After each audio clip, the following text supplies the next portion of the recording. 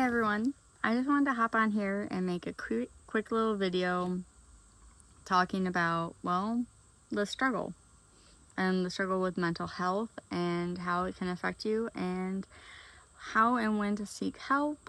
Obviously, if you're feeling a certain way, you should definitely reach out. There are programs, there are helplines, there are crisis lines. But if you also are stuck in a situation where you don't feel comfortable seeking help, or if you feel like you have sought help and it did not help, because you're in turn giving your power away to other people and by trying to rely on them and then feeling like you have no support system, it can be a little hard. And so I want to dive into my story and how my journey has been impacted. And I want to do a quick little backstory behind me.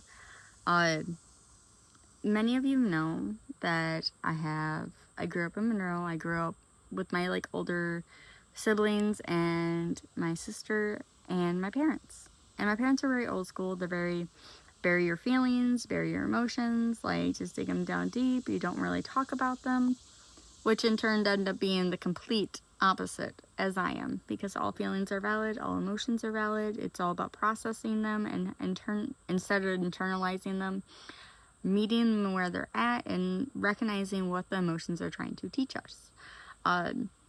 But my parents were not like that. And if you had gone through that, or if you were dealing with that, or if you are currently dealing with this is kind of how I ended up later on in life processing and how to skip all that trauma and deal with the emotions upfront. So, for those of you who do not know, yes, I came from a seemingly loving family. Of course, every family has their quirks and their differences. Growing up, I was definitely raised in poverty. I did not have the best support system. I did not get a lot of emotional needs met that I should have. And now I am on the process of healing. And I have been on the process of healing my entire life because of it. Growing up, my father is an ex-addict. And his drugs of choice were heroin, well, pretty much anything, alcohol. Essentially, after my sister and I were born, my mother gave my father the choice of either it was the drugs and all the alcohol and stuff, or us, and my mother was completely okay with just leaving. And luckily, my father chose us.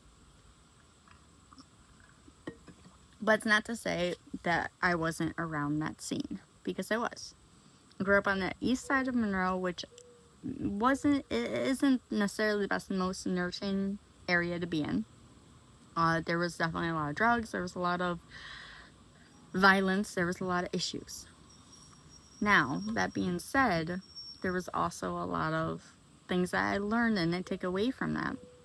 My favorite aunt, my aunt on my father's side, my father's sister, who was still very much in active addiction. I think that in my entire life I had only seen her twice sober. And I saw her go through a lot. I've seen her beaten almost closely to death in the hospital because of the guys that she had chosen. I had seen her strung out. I had seen her drunk. I had seen her high on things. And while many people that may have been affected by that, I chose to go complete opposite direction. I have been severely blessed in the fact that, because I firmly believe that addiction follows generations and it is almost an inherited thing that you might be prone to. And I always thought that it was down to either me or my sister. And essentially, I did not get the addictive gene. I did not get that drive to have or want to have that feeling. But from my mother's point of view, she was so emotionally unattached that it was numb and cold. So I had that weird variation of both of them. 1 second.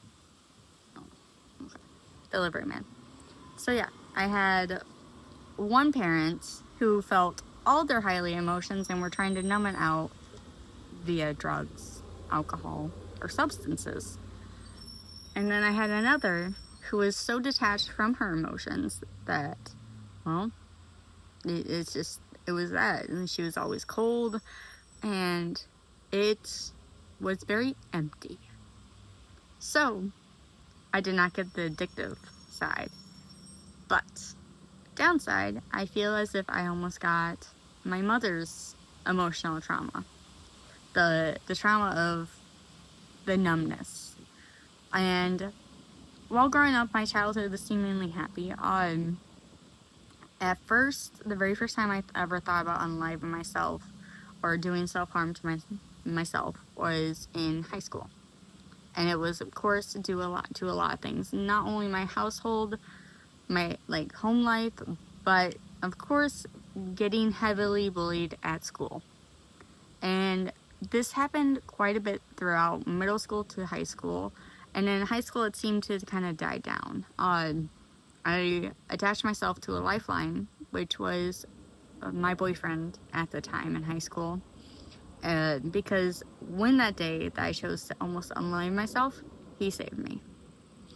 And so it was almost a codependent relationship because I was seeking the validation I needed through him.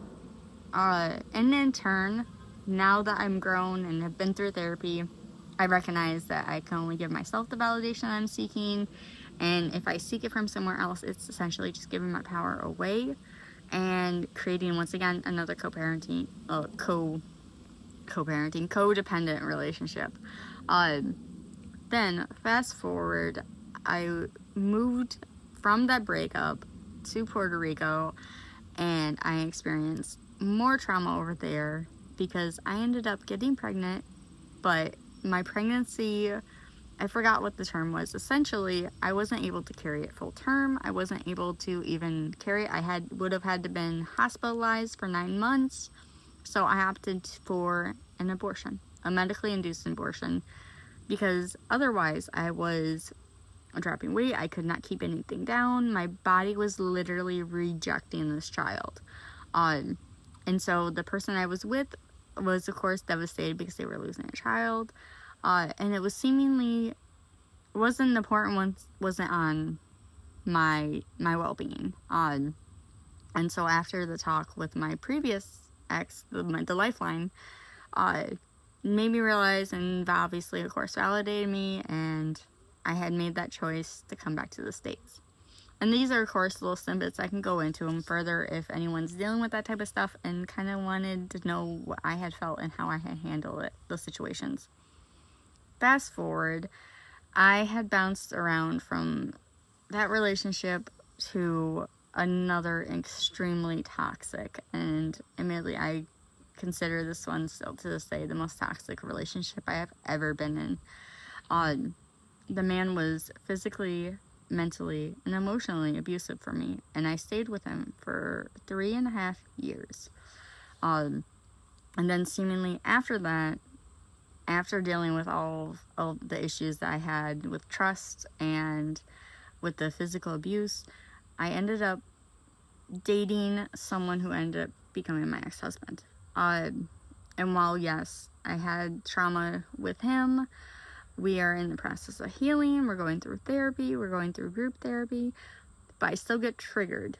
Don't let any part of my story makes you think that I have it all together and that I don't still seek help and I don't still seek people to talk to or to feel like not alone, because I do. And so that's a huge takeaway, is the fact that it's not necessarily ever about getting to the point where it doesn't bother you, but the sheer fact of getting to the point where you can know how to handle those steps in a more timely manner before something extreme happens. So growing up in a family full of addiction and turmoil, it can be devastating. And in turn, I ended up seeking out that same type of dysfunction in my relationships, because, you go with the evil that you know. And for me, I knew conflict, and I knew abuse, and I knew how to deal with that because I strived in chaos.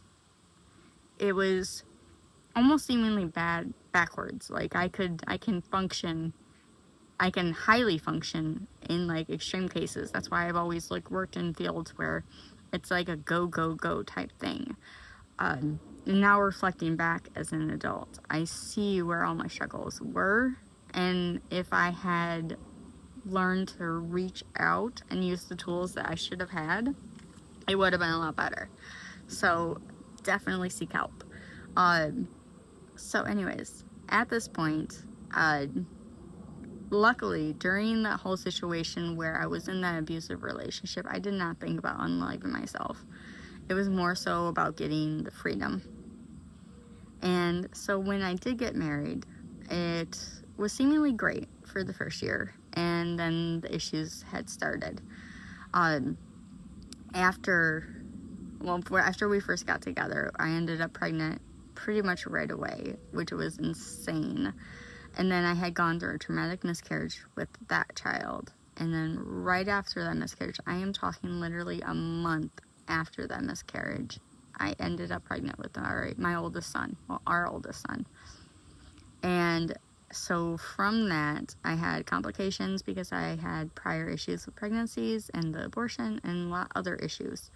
So I had to be off work, and there was a lot of things that were going on. And then when we welcomed our son into this world, I felt like I wasn't getting the emotional support that I needed. And I'm not going to dive too much into that, just because, like I said, we're working through our issues. But without that past, I wouldn't know how to handle situations nowadays. So I am grateful for that. But anyways, so in that marriage, the trauma that I experienced and the stuff that I had gone through led me to also getting pregnant once again with our second oldest. And with her pregnancy, it was a lot smoother, but after, like, the postpartum is what hit me. Like, it hit hard. I ended up with postpartum depression severely. It was very traumatic. I thought about unaliving myself a lot. I ended up getting put on quite a few different medications because of that. And then, of course, dealing with that, instead of getting the support I thought I needed, it felt like I was getting met with the fact of being called crazy and unstable. Sorry, I knew I was going to get emotional. I do. And emotions are good. So yeah. So during that situation,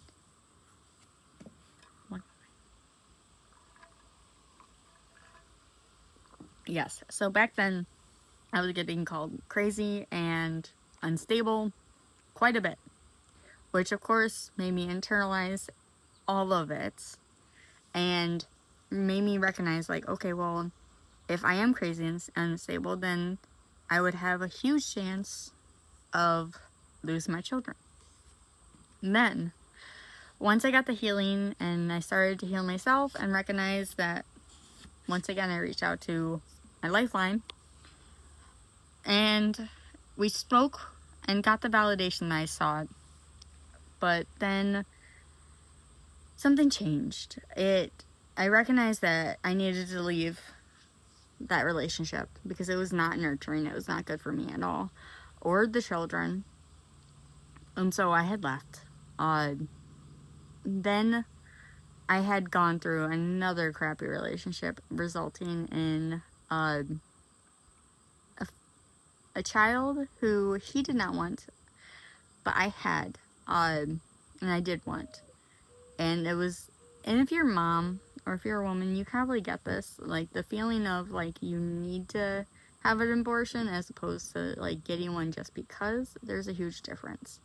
And so I'm definitely very pro-choice and very, like, there's a reason and there's a way that you can know whether it's meant to be or not.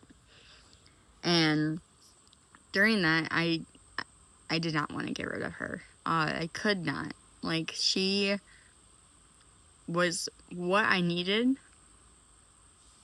So, I remember, and this may get very emotional, and you know what? That's okay. I do remember the day that I found out I was pregnant. I do.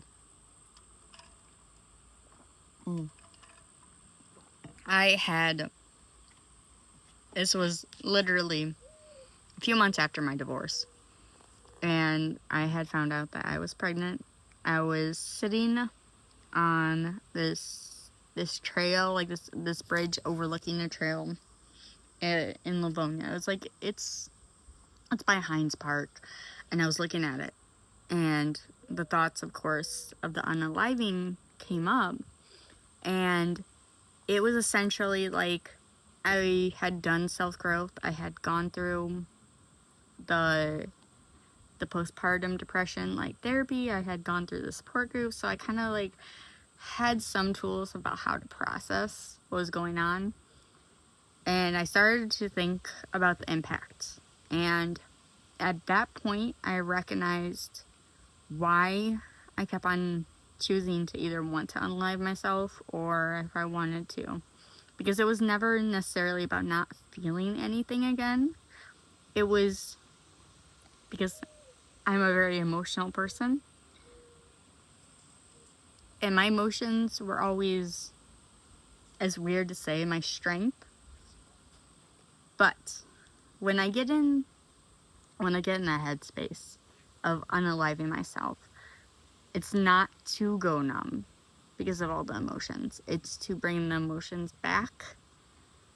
Because like I said, with my mother, she's very an emotionally void person.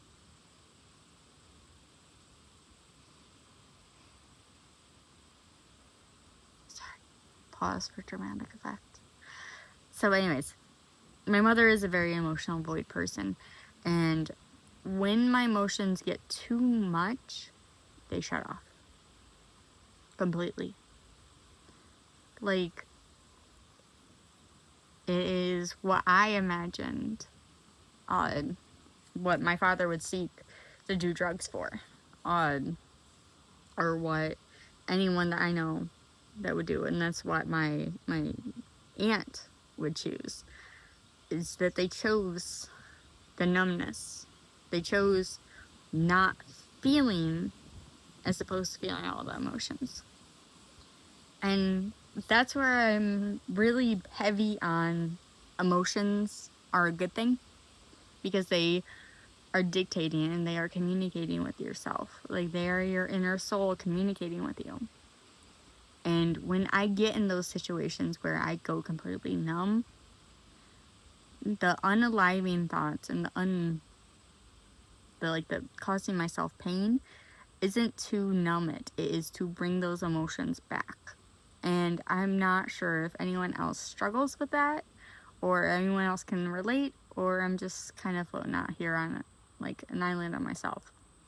But when I had thought about that, I started thinking about like the repercussions, like the after effects, like not necessarily for me, but I got really heavy into my head that day. It got to the point where I was thinking about, well, if I were to, and I was just like left here, like, who would find me, and like the trauma that they would have to do. Like, I was thinking of all of the ripples that my own life and myself would have on everyone.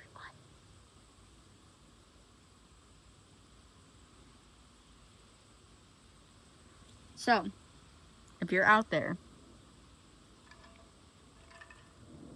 in a similar situation, that might be a way to kind of pull yourself back out too. Is because, like, yeah, if you're lost and have no feelings or remorse about yourself, thinking about the people who are in your inner circle might help. So yeah, I got really heavy into thinking about it, like even down to like, okay, my decomposing body, like how would it be beneficial to the earth, and the fact of like, okay, well, if I did, how long was I here? Like, then the birds would be feeding off my course. Like, I got really dark, and I can fully admit that now. But so I was diving into that, and I had that realization that, like, feeling those heavy emotions was a gift,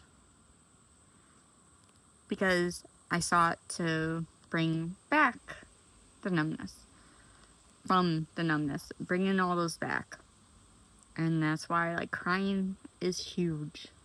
It's a release of emotions, and it's a good thing.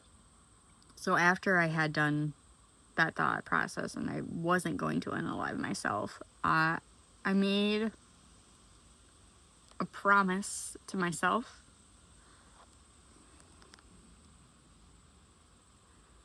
that whenever I get in those situations, well, yes, if it gets too far, then I'll do my best to reach out. But if not, then finding ways to trigger those emotions to come back, as instead of unaliving or self-harm. And that's when I kind of started taking extremely hot baths and using temperatures to kind of snap my nervous system back into, like, logical thinking and back into play. So extremely hot baths, extremely cold showers, extremely cold baths. The temperature changes kind of caused a disruption in my nervous system that kind of reactivated all the emotions. So that's something you can also try too. I did learn this from my last therapist. Holding an ice cube also settles anxiety. Once again, it's the nervous system coming back. And at that time, I didn't know what that was. I had just started my self-growth journey, and now that I'm pretty heavy into it, I recognize, like, the benefits of it and why it works so well for me. But I also want to talk about it doesn't necessarily get easier, you just learn how to cope. I saw this video earlier of someone who is autistic, and they said that autism doesn't get better, you just get better at dealing with it, because you learn how to handle your own shit. And I love that she says that and takes accountability for that, and it's beautiful.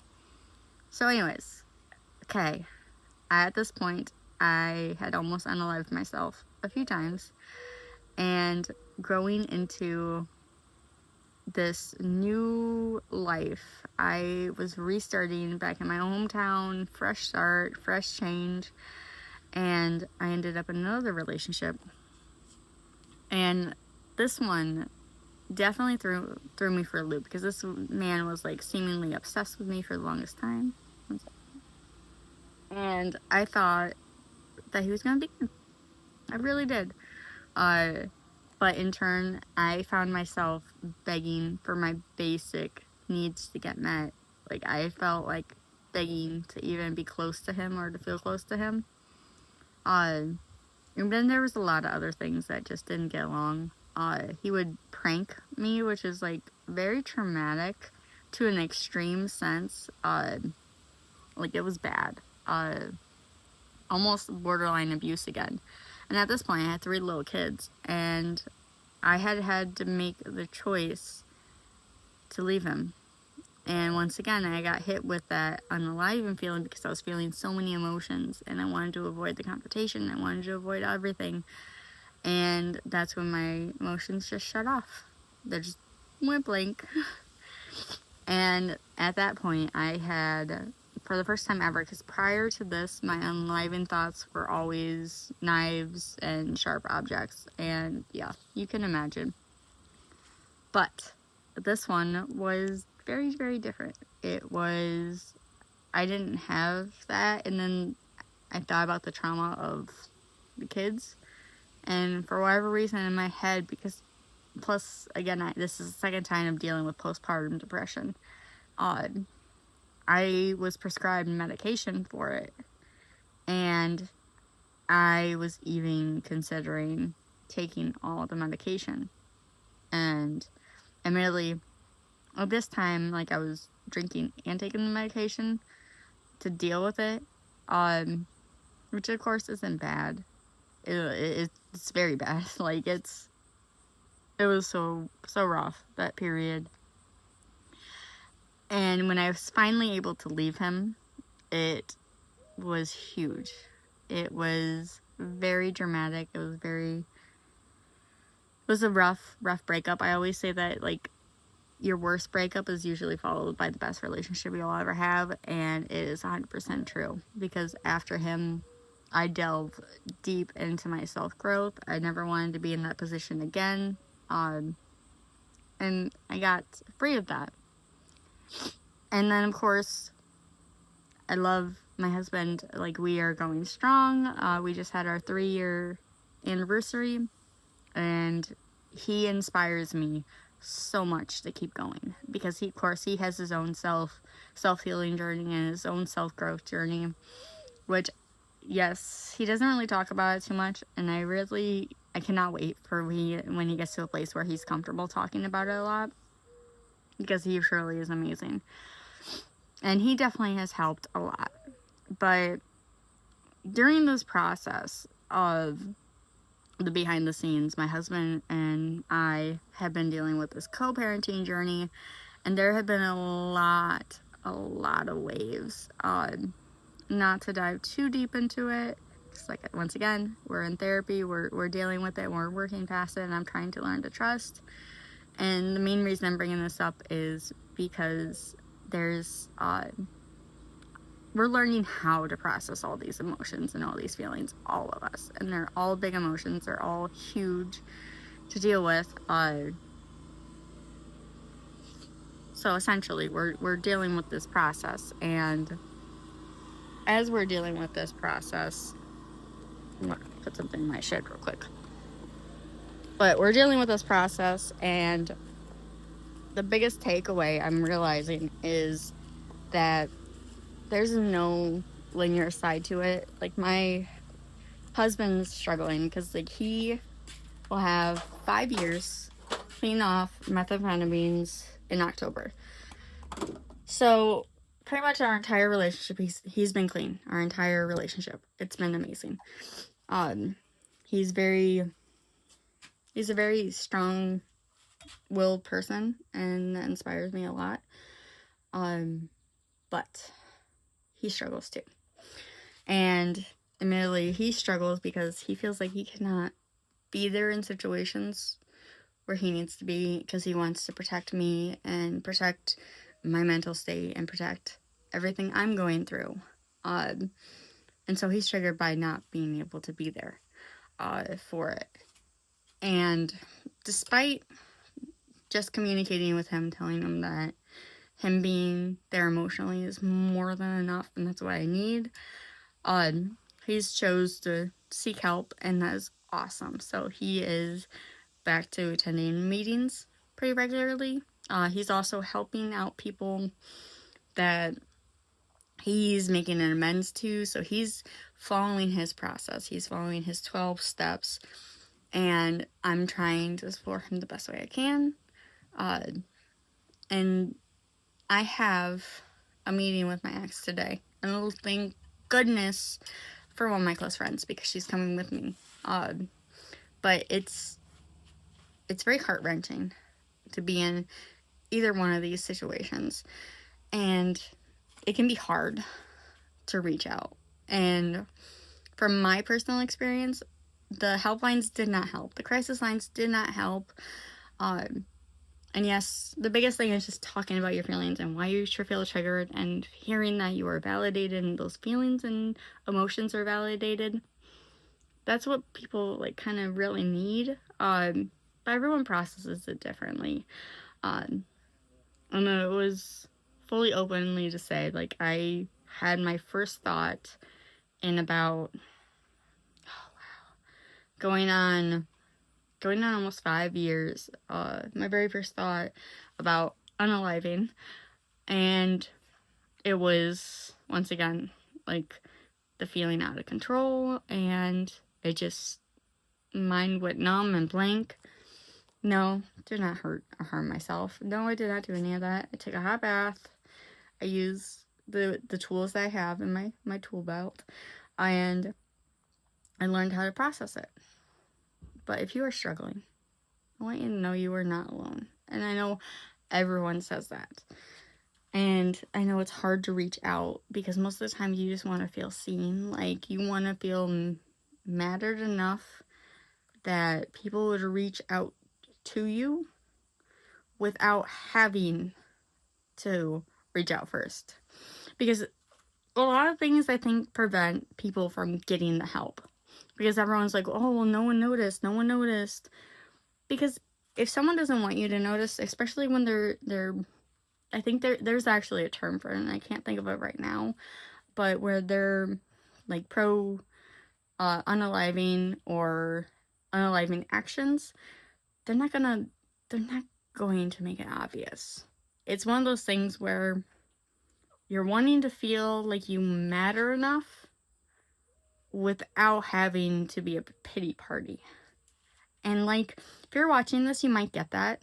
Like, if you're struggling and you want to reach out, but you just feel like you're going to be a bother, that your emotions are going to be too much, or whatever you're feeling, it's just going to be another burden. Because I think a lot of people don't understand that there's so many people that are raised in these situations where they think that their emotions aren't valid, that their feelings and everything that they're going through is just, you bury it down, like, you deal with it. When the reality is, are you making a safe space for people to reach out to? Because yes, I do have a select group of people that I do reach out and I talk to this out with. But there are people that you're not. And when it's really difficult, when the people that are your support system, sorry, it's emotional. Because, like, admittedly,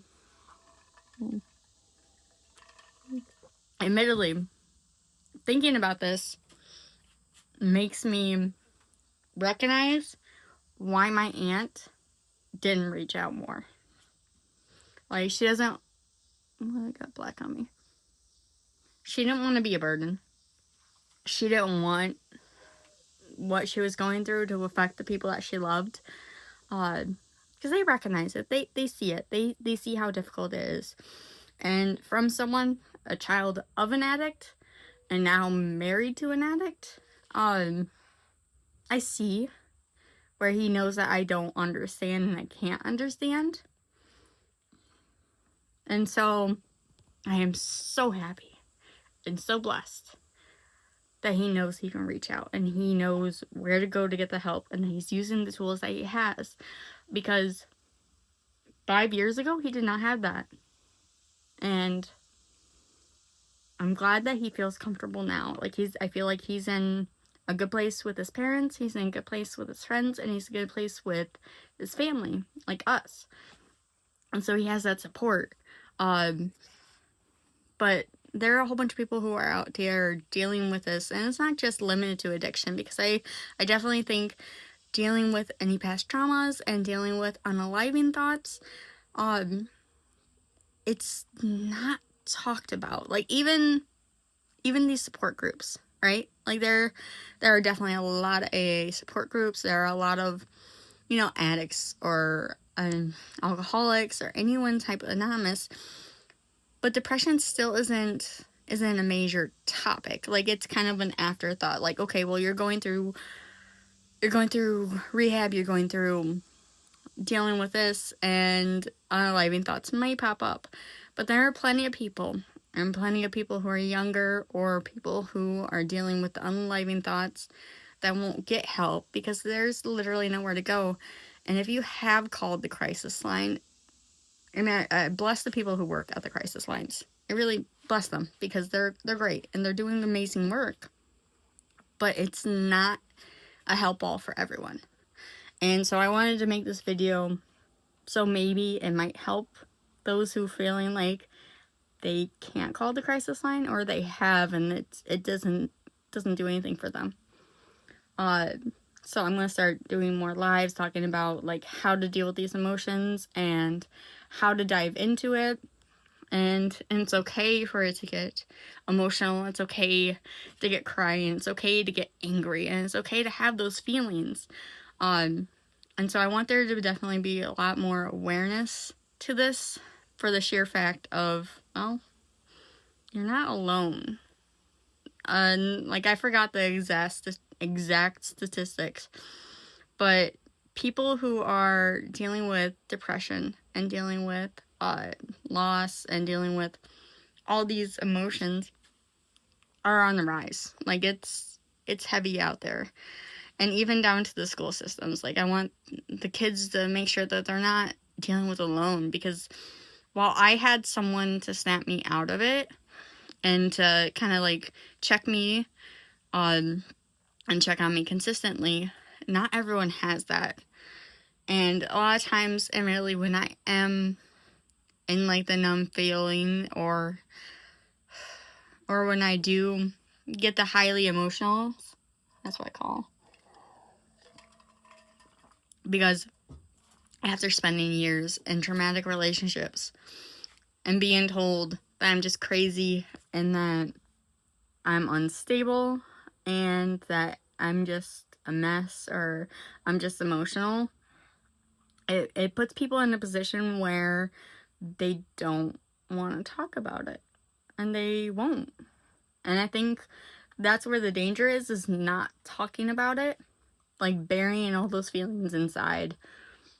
And so if you're someone who does that, or if you're someone who says, oh, just suck it up, or just deal with it, I really want you to question and ask that why you feel that way, and why do you say it, because all you're doing is just causing self-harm. And I truly believe that is a version of self-harm that people don't recognize. So I really want there to be a lot more support around this, and there is going to be, and it's growing. But I'm making this video for anyone who is out there struggling or dealing with this, whether it's co-parenting with a difficult parent, or if it is dealing with an addiction, or someone who is a loved one who has an addiction, or if you are just having thoughts of unaliving yourself and that the world will be better without you, or any of those things. Like I said, my DMs are open. I don't want to see anyone get hurt for it because they're afraid to ask for help. And I know asking for help is the hardest thing you can do. And sometimes helping others is a way to help yourself. So my biggest takeaways for anyone that might be dealing or feeling with those emotions of unaliving yourself, or even addiction, I'm not sure if it would work because, like I said, I do not have the addictive gene, but I know that living or helping for others helps you because it helps your soul. So my takeaways, if you are feeling that numb feeling like I get, do sensory stuff. So baths, like high temperature baths, cold temperature baths. Even I've noticed like walking barefoot out on like rocks or gravel, that helps me at least. So it might help you, as well as if you are struggling, reach out to a random person on your Facebook and not even ask for their help, but ask if you can help them in a way. Because I've noticed when you're, at least for me, when I'm helping others in similar situations, it helps me kind of step back and look from a different perspective, because then I kind of take my own advice more when I'm giving it to other people. So, yeah. I hope this helps, and I hope to do more of these, and I did not expect it to go this long. So, yeah. I'll catch you guys later, and have a beautiful, grateful day.